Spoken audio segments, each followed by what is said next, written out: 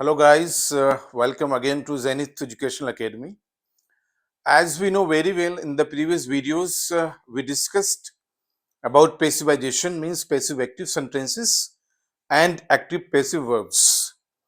We have so many kinds of the cases in which we have discussed how meaning constant but change the structure of the sentences from active into passive. So in this video, I would like to discuss about a unique character, you can say unique aspect of the passivization that we do not find in the traditional grammar. That comes in the modern grammar, you can say advanced grammar. So what's topic? It means passive modal, or you can say structure use of modal auxiliary verbs. अभी तक हमने जो बात की about active verbs and passive verbs की. Now we will discuss about the use of modal auxiliary verbs. Okay, modal auxiliary verbs का क्या role है? It means how modal auxiliary verbs change into passive from active, कि वो कैसे change होते हैं. Suppose we know very well modal auxiliary verbs we have a list here like will, would, shall, should, can, could, may, might, ought, be. So ये सब modal auxiliary verbs हैं.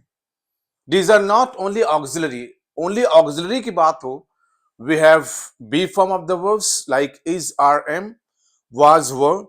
We have perfective auxiliary verbs like has, have, had. We have the progressive auxiliary verbs like is, are, am, was, were. And we have also do, does, did. Yes, these also we have the auxiliary verbs. लेकिन यहाँ पे बात करें model auxiliary verbs की, will, would, shall, should, can, could, may, might, ought and ought be और ought to be. ये model auxiliary verbs हैं. Suppose अगर ये वर्ब्स एक्टिव सेंटेंस में हैं, सो पैसिव में कैसे चेंज होंगे, that we discuss today. That is very interesting point here, how to change modal verbs from active into passive. क्या मॉडल वर्ब के चेंज होने के साथ साथ जो मेन वर्ब यूज होता है सेंटेंस में, क्या वो भी चेंज होता है? Let me discuss here. Suppose we have structure here, we can do it tomorrow. जैसे कि मैंने अभी बताया आपको कि मॉडल ऑक्सिलरी वर्ब्स जो होते हैं, yes, so we find out first कि what is the modal auxiliary verb in the active sentence. So ये जो फर्स्ट सेंटेंस है ये क्या है? एक्टिव है. तो इसमें मॉडल ऑक्सिलरी कौन सा? Can. Yes, just we discussed about the list of the modal auxiliary verbs. So can is a modal auxiliary verb. ठीक है, we can do it tomorrow. अब do इसमें क्या है? मेन वर्ब है. और can क्या है? मॉडल auxiliary verb है. ये कह सकते हैं मॉडल हेल्पिंग वर्ब है. अब इसको हम पैसिव में कैसे चेंज करेंगे? Yes, definitely we know the structure of the passive sentence. It means subject of active becomes passive, object in passive, and object of active becomes subject in passive. अब इसमें देखिए वी जो है subject active sentence का और it जो है वो ऑब्जेक्ट एक्टिव सेंटेंस का. अब इट इसमें बनेगा सब्जेक्ट इन पैसिव और वी बन जाएगा object. We change into us. अब ये जो नेक्स्ट है सेंटेंस पैसिव है, तो इसको कैसे चेंज करेंगे? Like it can be done tomorrow by us. Suppose in the last video मैंने डिस्कस किया था कि ओनली 20% पैसिव सेंटेंसेस हैं जिसमें बाय प्लस एजेंट यूज होता है. इट मींस बाय, उसके बाद हम यूज करते हैं subject of the active verb as object in passive. 20%. 80% passive ऐसे सेंटेंसेस हैं जो subject of the active verb को कंसीडर नहीं करते हैं. जैसे यहां पे हमने बाय अस नहीं लिखा है, लाइक बाय अस, क्योंकि वी जो है सब्जेक्ट एक्टिव का और पैसिव में बन जाएगा अस. मैंने इसको यहां पे नहीं लिखा था क्योंकि अगर इसको नहीं लिखा है, there is no issue, because passive sentence में ये एक्सेप्टेड है but not in active sentence में. अगर आपने लिख दिया, there is no issue. So आप देख सकते हैं कि कैन जो था that was modal auxiliary verb in active sentence. अब जब इसको पैसिव में चेंज करेंगे तो कैन के साथ हम बी यूज करेंगे. देखिए B E B, whenever use any modal auxiliary verb in active sentence, and जब इसको चेंज करेंगे पैसिव में तो उसके साथ बी लग जाएगा. जैसे विल बी हो जाएगा, can be, shall be, understood, could be, should be, would be, may be. तो इट मींस बी ऐड हो जाएगा और जो मेन वर्ब होगा उसकी third form. That is mandatory in passive sentence में. मालूम है कि पैसिव सेंटेंस में past participle it means main verb की थर्ड फॉर्म यूज करना मैंडेटरी है, लेकिन मॉडल में क्या करना पड़ेगा कि मॉडल ऑक्सिलरी वर्ब और मेन वर्ब थर्ड फॉर्म के बीच में एक हमें फॉर्म यूज करनी पड़ेगी बी, जिसे कहते हैं बी फॉर्म। जैसे यहां है दे मे क्लोज द हॉस्पिटल। अब देखिए मे जो है क्या है, ये मॉडल ऑक्सिलरी वर्ब है और एक्टिव सेंटेंस है, it is active sentence. Again method क्या है कि जब इसको पैसिव में चेंज करेंगे तो मे हो जाएगा मे बी, और मे के बाद जो मेन वर्ब है उसकी थर्ड फॉर्म। कैसे देखिए, इसमें लिखा है द हॉस्पिटल, बिकॉज हॉस्पिटल आएगा subject in passive because it is object in active sentence. तो ये पैसिव जब चेंज किया इसको हो जाएगा द हॉस्पिटल में बी। अब देख लीजिए, मैं तो मॉडल ऑक्सिलरी वर्ब है जो एक्टिव में भी है पैसिव में भी है, लेकिन व्हाट हैपेंस इसके साथ हमने एक बी फॉर्म यूज किया बीई बी, और मेन वर्ब की third form close becomes closed bye them.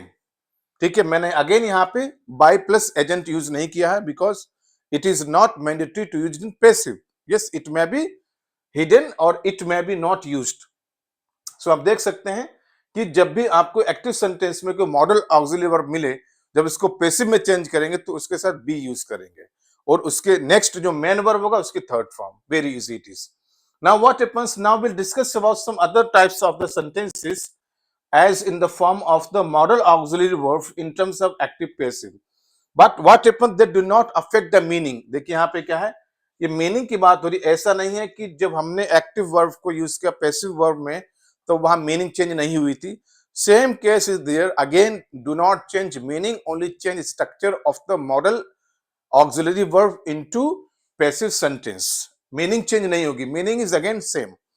Next sentence देखते हैं, लिखा है a child could understand his theory. अब देखिए कुड जो है that is again modal auxiliary verb, can could. ठीक है, कैन प्रेजेंट केस में होता है, कुड पास्ट टेंस में होता है, केस में होता है। So what happens, a child could understand his his theory. ये क्या एक्टिव सेंटेंस है, इस active sentence because we use here modal auxiliary verb. अब कुड का कुड भी कर देंगे, जैसे कि मैं का मैं भी किया, कैन का कैन भी किया, अब कुड का करना पड़ेगा कुड भी, एंड जो मेन वर्ब होगा उसकी चेंज करेंगे थर्ड फॉर्म। अब इसका पैसिव कैसे बनेगा, आप यू कैन से हिज थ्योरी जो है ये तो ऑब्जेक्ट है, जो सब्जेक्ट बनेगा किसमें, पैसिव सेंटेंस में हो जाएगा हिज थ्योरी कुड बी। अब कुड का क्या हो गया, देखिए कुड बी हो गया है, his theory could be understood. देखिए अंडरस्टैंड जो है, yes that is the main verb in the first form, और अंडरस्टूड क्या है, it is second as well as third form, it means past participle. Keep it mind, इसको याद रखिए। Understand जो है वो क्या फर्स्ट फॉर्म है वर्ब की, और अंडरस्टूड जो है वो क्या है सेकेंड या third form, same form is there. इसीलिए कुड बी के बाद हमने यूज किया अंडरस्टूड बाय अ चाइल्ड। देखिए कितना इजी हो गया, when we change active modal auxiliary verb into passive modal auxiliary verb, could becomes could be, इसके साथ बी ऐड कर दिया, और जो मेन वर्ब था अंडरस्टैंड जो ऑक्सिलरी वर्ब के बाद यूज हुआ है उसको कर दिया understood. Now understood is past participle, you can say verb की third form. Next is you shouldn't put adverbs between the verb and the object। अब नेक्स्ट सेंटेंस का एक्टिव सेंटेंस है, ये देखिए again you shouldn't means should not। shouldn't जो है वो should not की शॉर्ट फॉर्म है, we use the apostrophe here। you shouldn't put adverbs between the verb and object। अब देखिए should जो है again we know it is a kind of model auxiliary verb, जैसे will would था, shall should है, तो should in use in the past case में use होता है। ठीक है, और ये नेगेटिव टेंस है, no issue of it, positive negative कुछ भी हो, बस हमें क्या करना है पैसिव सेंटेंस में बी यूज करना है। जैसे शुडंट है या शुड नॉट है, शुड नॉट बी हो जाएगा, मे नॉट है तो मे नॉट बी हो जाएगा, कैन नॉट है तो कैन नॉट बी हो जाएगा। ठीक है, विल नॉट है तो विल नॉट बी हो जाएगा, वुड नॉट है तो वुड नॉट बी हो जाएगा। कहने मतलब है बी ऐड कर देना, और जो मेन वर्ब होगा उसकी थर्ड फॉर्म। तो इसी तरीके से इसका पैसिव कैसे बनेगा, एडवर्ब्स है क्या ऑब्जेक्ट है इसका, तो हम कह सकते हैं एडवर्ब्स शुडंट बी। अब देखिए शुड नॉट है, शुडंट के बाद हमने क्या यूज किया बी, देखिए that is the case of the passive. ठीक है, पैसिव सेंटेंस में क्या यूज करना है, हमें बी यूज करना है मॉडल ऑक्सिलरी वर्ब के साथ, अगर पॉजिटिव केस में तब भी, नेगेटिव केस में तब भी। अब हो गया एडवर्ब्स शुडंट बी पुट। अब पुट जो है देखो पुट पुट पुट सेम रहता है, first form second form third form, put put put is same, like cut cut cut same रहता है। पुट पुटेड नहीं होगा, पुटेन नहीं होगा, क्योंकि पुट एक ऐसा वर्ब है जिसकी तीनों फॉर्म सेम रहती है, वो प्रेजेंट हो, पास्ट हो, यस पास्ट में सेकेंड फॉर्म हो एंड पास्ट पार्टिसिपल हो, ठीक है, सेम रहता है। जिस तरीके से कट कट कट तीनों form V1 V2 V3 verb की तीनों फॉर्म सेम है, उसी तरीके से पुट की भी तीनों फॉर्म सेम है। Put put put, first form भी पुट है, सेकंड भी पुट है, थर्ड भी पुट है, इसलिए यहाँ पे हमने सिर्फ पुट यूज किया। तो पैसिव सेंटेंस कैसे बनेगा? Adverbs shouldn't be put between the verb and object, ठीक है, ये पैसिव सेंटेंस बन गया। नेक्स्ट सेंटेंस है active, like dogs may chase cats. अब देखिए एक्टिव है क्योंकि में जो है, again we discussed, it is a active modal auxiliary verb. जो में है वो क्या है? मॉडल ऑक्सिलरी वर्ब है। अब जब इसको पैसिव में चेंज करेंगे तो में भी हो जाएगा, और जो मेन वर्ब होगा उसकी थर्ड फॉर्म, और जो एक्टिव का सब्जेक्ट है वो ऑब्जेक्ट हो जाएगा पैसिव में, और जो सब्जेक्ट पैसिव हो जाएगा। अब पैसिव में ऑब्जेक्ट हो जाएगा। अब देखिए केट्स में बी, अब देखिए मैं तो ऑलरेडी यहां भी था एक्टिव में और पैसिव में भी है, बट मैंने यूज किया बी, लिखा केट्स में बी चेस्ड बाय डॉग्स, और यू कैन से केट्स में बी गेट। देखिए गेट भी यूज कर सकते हैं इन केस ऑफ में, इफ वी हैव अ में, अगर हमारे पास एक्टिव सेंटेंस में मॉडल ऑक्सिलरी वर्ब में है तो हम ये चेस को चेस्ट नहीं यूज करके हम गेट भी यूज कर सकते थे, मे बी गेट। जैसे cats may be get by dogs, otherwise हम ये भी यूज कर सकते हैं cats may be chased by dogs. अब देखिए चेस का यहाँ पे फर्स्ट फॉर्म है, लेकिन चेस्ट क्या होगा? ये वर्ब की थर्ड फॉर्म, ये V3 हो गया, इसे कहते हैं past participle. So I hope you understood very well कि जब भी हम मॉडल ऑक्सिलरी की बात करें इन एक्टिव सेंटेंस में, like will, would, shall, should, can, could, may, might, ought, ought to be, कोई भी मॉडल ऑक्सिलरी वर्ब हो, जब उसको पैसिव में चेंज करेंगे तो उसी मॉडल वर्ब के साथ में हम बी यूज कर लेंगे। द फॉर्म कौन सी? बी, बी ई बी, और इसके साथ बी प्लस मेन वर्ब की थर्ड फॉर्म जिसे कहते हैं हम पीपी, मींस पास्ट पार्टिसिपल। कोई इश्यू नहीं है, सेम स्ट्रक्चर सेम रहेगा। जैसे कि हमने एक्टिव वर्ब और पैसिव वर्ब की बात की, it means subject of active becomes object in passive and object of active becomes subject in passive. बाकी पूरा स्ट्रक्चर सेम रहेगा and no change meaning, only change structure of the active into passive. Yes, so these are modal verbs. Hello friends, so come to the next point we discussed here about the infinitive verbs. Just we have discussed about the modal auxiliary verbs. Now we will focus on the verbs using of the infinitive marker. It means in English what happens, we have so many kinds of the verbs जो infinitive marker लेते हैं, जिससे कहते हैं to. Yes, it means to जो है किसी verb के साथ अगर यूज होता है, like I want to go. अब टू गो जो है वो क्या है? Infinitive verb, you can say it is a non finite verb. So what happens if we have infinitive verb in active sentence, तो how to change into passive? मान लीजिए जिससे अभी डिस्कस किया कि अगर हमारे पास एक्टिव सेंटेंस में मॉडल ऑक्सिलरी वर्ब है, will, can, could, should, may, might, something else, तो वो पैसिव में कैसे चेंज होगा? वी डिस्कस्ड इट कि बी यूज कर देना है प्लस मेन वर्ब की third form, that is past participle. अब पॉइंट ये है कि अगर एक्टिव वर्ब में हमारे पास इन्फिनिटिव वर्ब है, जैसे अभी मैंने बताया कि infinitive verb means to, you can say use to plus V1, ये स्ट्रक्चर होता है। इट मींस टू जो है that is a infinitive form अगर ये किसी वर्ब के साथ यूज हो रहा है, and verb must be in the first form, like you can say to go. अब ये टू गो पूरा क्या है? इन्फिनेटिव वर्ब है। Like to write, to write पूरा क्या है? इन्फिनेटिव वर्ब है। Just to eat, I want to eat, to eat जो है वो पूरा इन्फिनेटिव वर्ब है, क्योंकि इसके साथ जो है वो टू इन्फिनेटिव मार्कर आ रहा है, और जब टू के बाद कोई वर्ब आएगा तो ऑलवेज उसकी फर्स्ट फॉर्म होगी। हम कभी टू वेंट यूज नहीं करेंगे, never. We can't say to gone, no. We can't say to wrote, to written, no. कभी भी second and third form verb की यूज नहीं होगी इन्फिनेटिव मार्कर टू के साथ। टू के साथ ऑलवेज वर्ब आएगा, always in the first form. तो हम देखेंगे कि if we have infinitive verb in active sentence, how to change into passive. बहुत इंपॉर्टेंट पॉइंट है ये, क्योंकि most of the time what happens in examinations, the examiner asks the questions about modal auxiliary verbs and infinitive verbs. जो general verbs हैं, active verbs हैं, वो तो बहुत इजी होते हैं चेंज इनटू पैसिव, लेकिन ये जो वर्ब्स हैं इसमें क्या है? द स्टूडेंट्स गॉट कंफ्यूज्ड कि how to change into passive. अब मैं आपको बताना चाहता हूं कि कैसे चेंज कर सकते हैं। जैसे ये एक्टिव सेंटेंस है, dogs like to chase cats. अब उसमें देखिए, इसमें एक फाइनाइट वर्ब है, एक इनफाइनाइट, एक कह सकते हैं इन्फिनिटिव वर्ब है।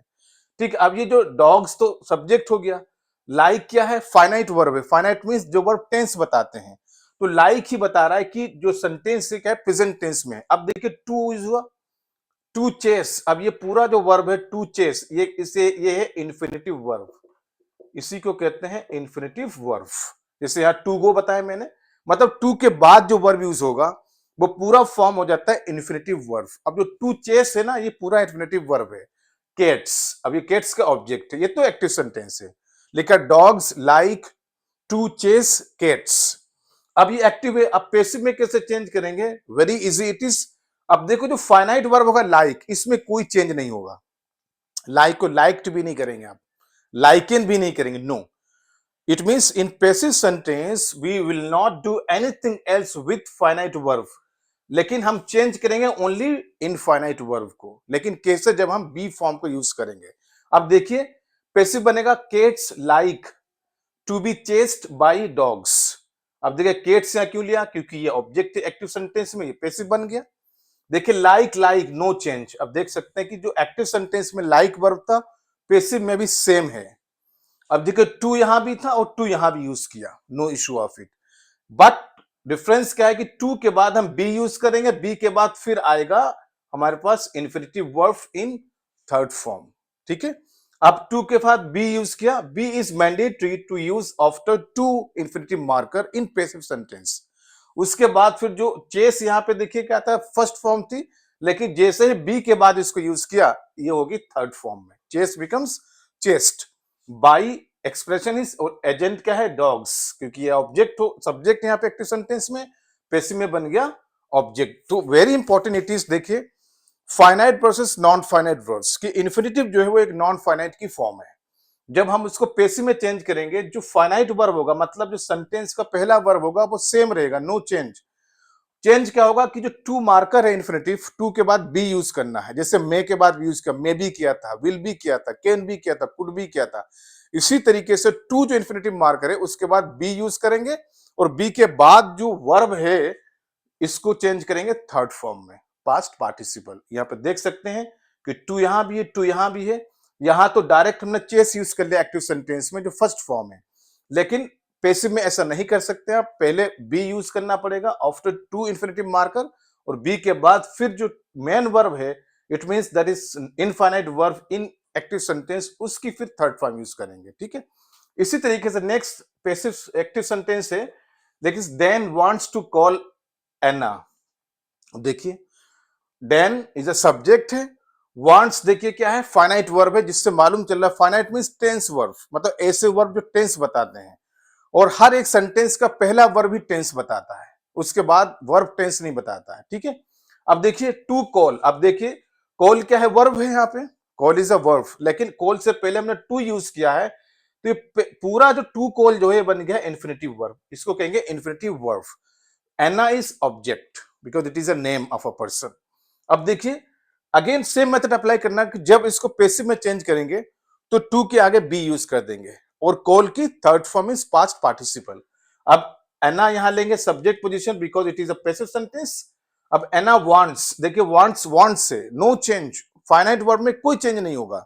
ठीक है, जो फर्स्ट वर्ब ऑफ सेंटेंस है उसमें कोई चेंज नहीं होगा, तो वांट्स, वांट्स तो होगा, टू के आगे बी यूज करेंगे, टू इज इन्फिनिटिव मार्कर, हमने बी यूज किया। अब बी के बाद ही हम मेन वर्ब की थर्ड फॉर्म यूज कर सकते हैं एज अ पास्ट पार्टिसिपल। तो कॉल का हो गया कॉल्ड, देखिए ईडी ऐड कर दिया। लेकिन किस केस में, अगर बी यूज नहीं किया तब आप टू कोल्ड नहीं कर सकते, टू बी कोल्ड होता है, to be called but not to called. Active sentence में टू है, कोल है, देखिए call is a first form of the verb, लेकिन जैसे पैसिव में चेंज किया हमने जो है इन्फिनिटिव मार्कर और इन्फिनिटिव वर्ब के बीच में बी फॉर्म यूज किया है। बी फॉर्म को यूज करने का मींस क्या है कि now we can use third form of the infinitive verb, call becomes called, तो होगा to be called by Dan. ये देखिए it is a passive sentence, very easy, it is very easy है कि जब भी एक्टिव सेंटेंस में infinitive verb हो, आप समझ गए, infinitive means to plus V one, like to go, to eat. ठीक है, जब इसको पैसिव में चेंज करेंगे तो टू के बाद बी यूज करेंगे, ठीक है। Suppose if I say I want to eat apple, sentence क्या है? I want to eat apple. यहां पे देखिए लिखते हैं I want to eat apple, active sentence है, I want to eat apple. अब इसमें देखना क्या है कि हमारे पास फाइनाइट वर्ब कौन सा और इन्फिनेटिव वर्ब कौन सा है। अब मैंने बताया कि सेंटेंस का पहला वर्ब जो होता है वो फाइनाइट होता है बिकॉज टेंस बताता है। तो वांट फाइनाइट, अब टू ईट जो है मतलब टू के बाद जो वर्ब आएगा वो ज्वाइन हो जाएगा टू में और पूरा वर्ब हो जाएगा इन्फिनेटिव वर्ब, जैसे कहते हैं इनफाइनाइट। अब ये हो जाएगा इनफाइनाइट और कैन से इन्फिनेटिव वर्ब, कुछ भी कह लीजिए, ठीक है। अब टू ईट जो है वो क्या है? इन्फिनेटिव वर्ब है। ये तो एक्टिव सेंटेंस है। अब जब इसी एक्टिव सेंटेंस को हम चेंज करना चाहते हैं पैसिव में, तो क्या हो जाएगा? तो टू टू और ईट के बीच में हमें क्या करना? सबसे पहले बी फॉर्म यूज करना पड़ेगा, फिर ईट की थर्ड फॉर्म जो पास्ट पार्टिसिपल है। तो पैसिव में कैसा आएगा? हम कहेंगे एप्पल, क्योंकि ये ऑब्जेक्ट है एक्टिव का, तो पैसिव में सब्जेक्ट बन जाएगा। अब एप्पल, ठीक है, वांट, वांट में कुछ एप्पल वांट टू बी, अब टू के बाद बी आ जाएगा, और जब तक बी यूज नहीं करेंगे तब तक हम, जब तक हम बी, अब टू बी यूज करना पड़ेगा। Apple want to be eaten, अब हो जाएगा eaten because third form past participle. अब बाई एक्सप्रेशन आ जाएगा और आई का हो जाएगा मी, फुल स्टॉप। अब apple want to be eaten by me. अब देखिए वांट वांट सेम है, नो चेंज, चेंज क्या हुआ है? Eaten eaten.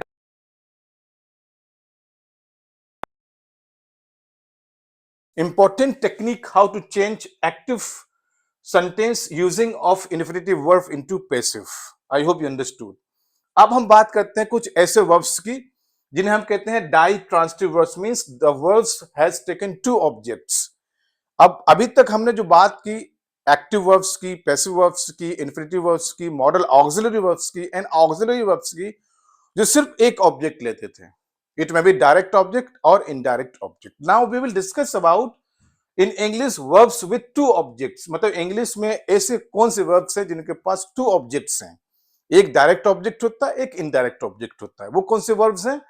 Like we have give, send, show, land, pay, promise, refuse, tell, offer, etcetera. It means कि English में हमारे पास in large number of verbs हैं जो दो ऑब्जेक्ट्स लेते हैं। अगर इन्होंने दोनों में से अगर एक ऑब्जेक्ट लिया तो सेंटेंस इनकम्प्लीट रहेगा। तो what happens? Two objects are there to complete the sense of the sentence. एक होता है इनडायरेक्ट ऑब्जेक्ट और एक होता है direct object. Two objects are mandatory. See, ठीक है।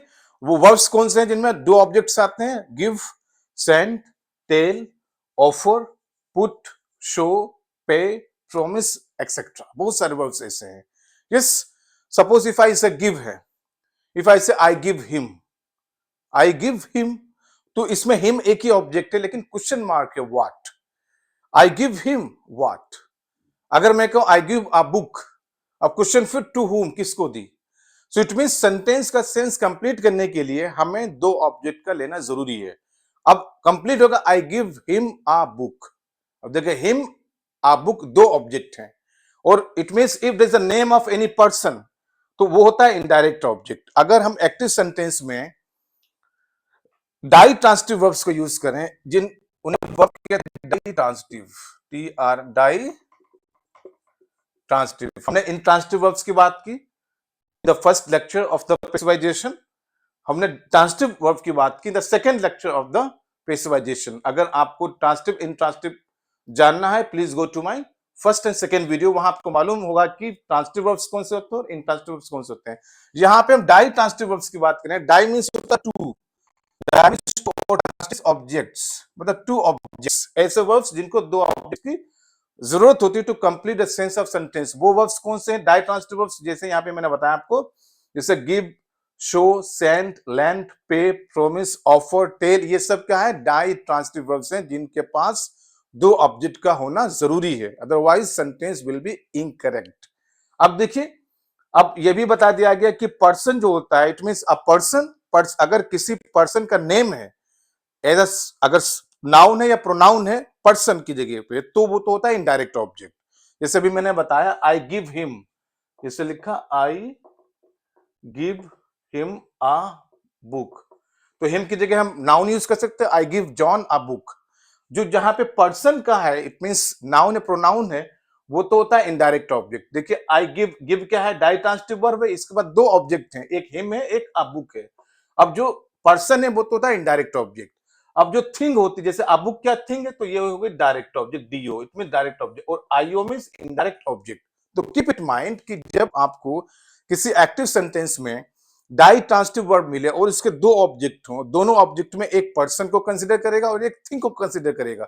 जो पर्सन को कंसीडर करेगा उसे कहते हैं इनडायरेक्ट ऑब्जेक्ट, और जो थिंग को कंसीडर करेगा उसे कहते हैं direct object. Okay, guys. So come to the next point. We have discussed about di-transitive verbs. Means the verbs have need two objects, direct and indirect object. So in this condition, we have the possibility of two structures in passive sentences. It means if we have di-transitive verb in an active sentence, तो उसके दो तरीके से passive बन सकते हैं based on the choice of the object first in the sentence. It means clearly ये mention कर दिया गया है कि अगर एक्टिव सेंटेंस में आपके पास कोई ditransitive verb like give, put, show, tell, offer, something else, so जब इसको पैसिव में चेंज करेंगे तो इसके दो स्ट्रक्चर बनेंगे।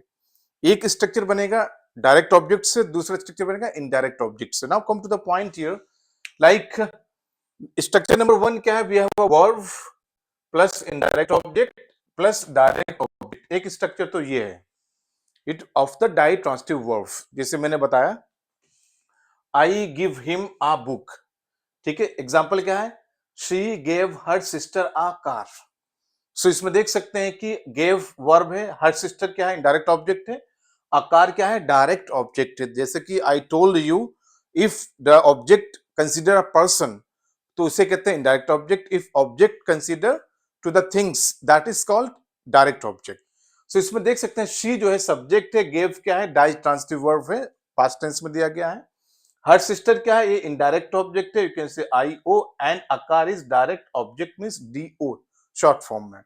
Now if you want to change in passive, passive में चेंज करना बहुत आसान है। जो सबसे पहले ऑब्जेक्ट होगा वो चाहे डायरेक्ट ऑब्जेक्ट हो या इनडायरेक्ट ऑब्जेक्ट हो, तो उससे ही हम पैसिव बनाएंगे पहला passive.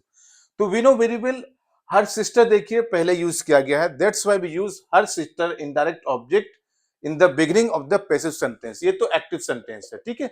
She gave her sister a car. अब जब इसका पैसिव बनाएंगे तो जो पहला ऑब्जेक्ट होगा वो चाहे डायरेक्ट हो या इनडायरेक्ट ऑब्जेक्ट हो, according to the structure of the that is active sentence. तो इनडायरेक्ट ऑब्जेक्ट पहले लिया गया, तो इसीलिए हम इसको subject in subject position in passive sentence से पहले लेंगे। तो ये पैसिव सेंटेंस है, तो हर सिस्टर, ठीक है। ये पास्ट टेंस से गेव, तो यूज हर सिस्टर सिंगुलर तो वाज यूज करेंगे, her sister was, and past participle of gave is given, तो हो जाएगा her sister was given a car bye हर।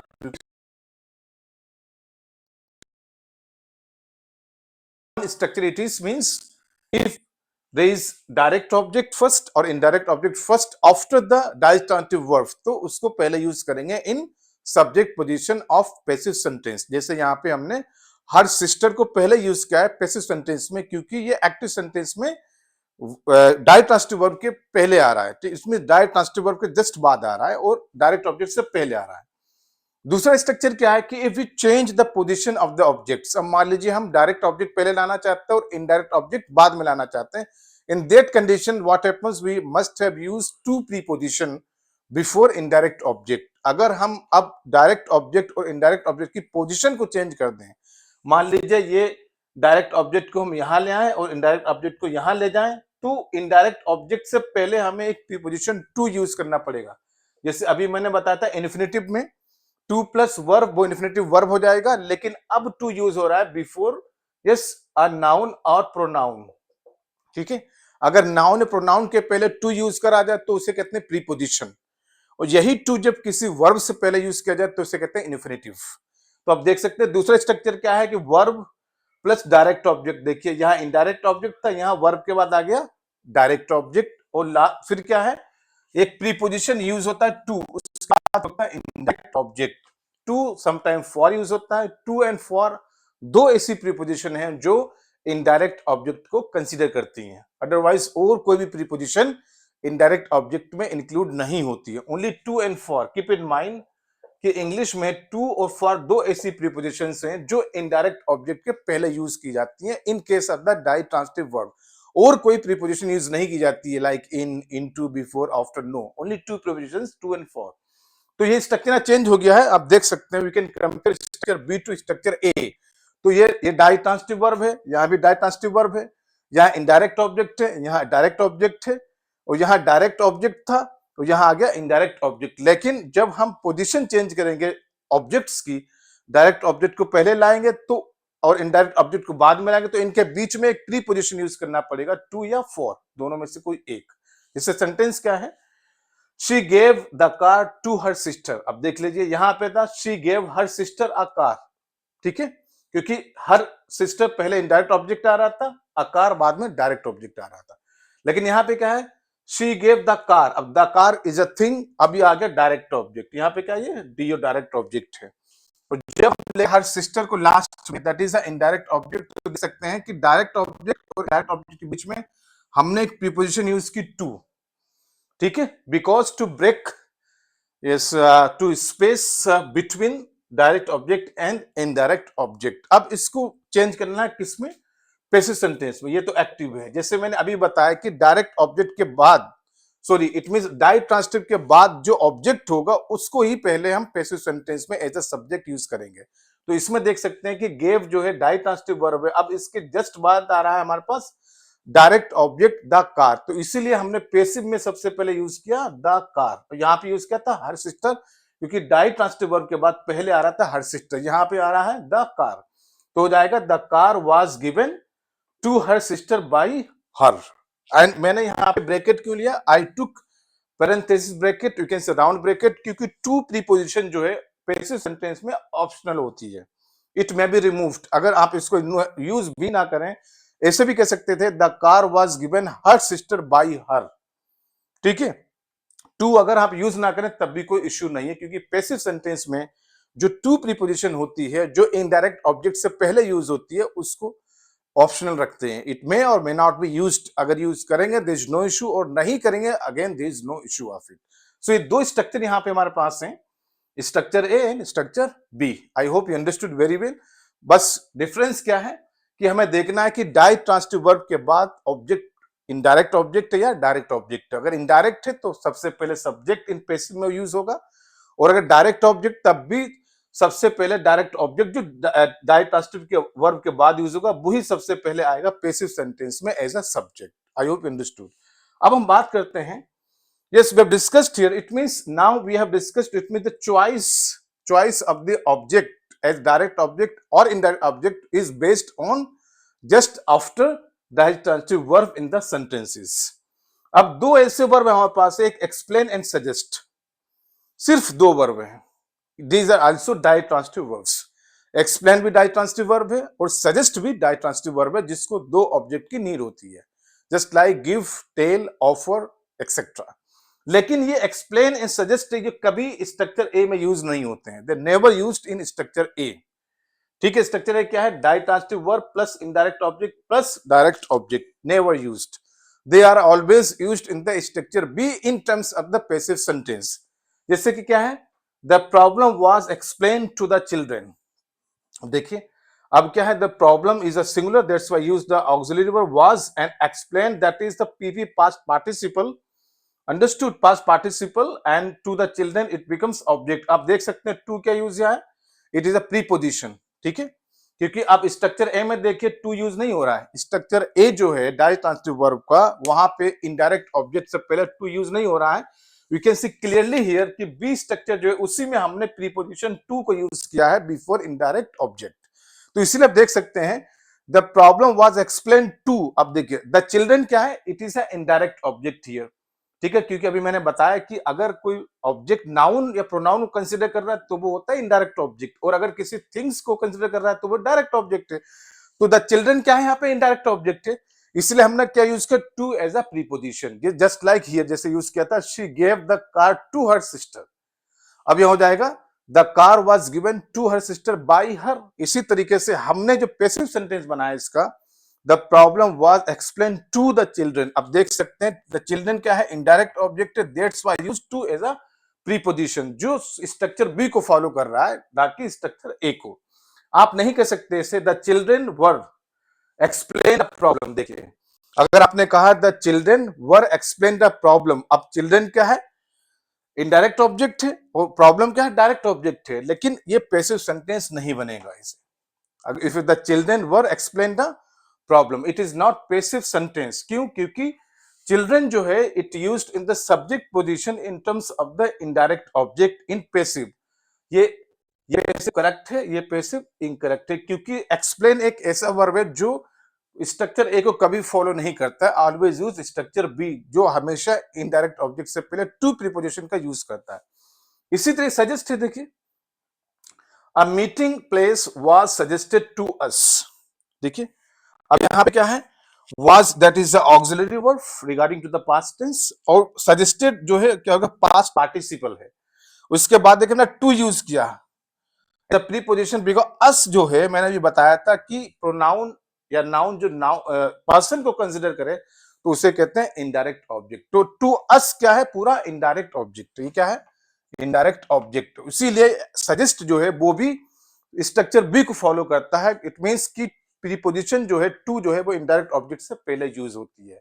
ये भी स्ट्रक्चर ए को फॉलो नहीं करता। अगर आपने कहा we were suggested a meeting place, देखिए we were suggested a meeting place, अब ये स्ट्रक्चर ए को फॉलो कर रहा है, लेकिन सजेस्ट एक ऐसा वर्ब है जो स्ट्रक्चर ए को कभी फॉलो नहीं करता है। इट मींस जहां भी आप देखिएगा suggest and explain verb use किए जाते हैं एज अ डाई ट्रांसिटिव, तो वो ऑलवेज क्या होता है कि इनडायरेक्ट ऑब्जेक्ट से पहले टू को यूज करते हैं। They did not follow to the structure A like indirect object plus direct object, नहीं, they always follow the pattern direct object plus indirect object. So I hope you understood very well. I explained here the passivization in terms of the modal auxiliary verbs, and also explained here to talks about the ditransitive verb, means the verbs has two objects, direct object and indirect object। जब दो object हैं तो दो structure भी बनेंगे in passive sentences. एक structure बनेगा direct object से, दूसरा स्ट्रक्चर बनेगा इनडायरेक्ट ऑब्जेक्ट से, and it is based on the choice of the object in the